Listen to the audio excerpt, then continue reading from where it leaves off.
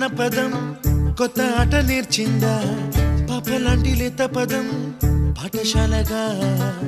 కూనలమ్మ జానపదం పల్లె దాటి వచ్చిందా చవళిల జానతనం పాట చూపగా కుంచెలో దాగే చిత్రాలు ఎదురొచ్చేలా అంతటా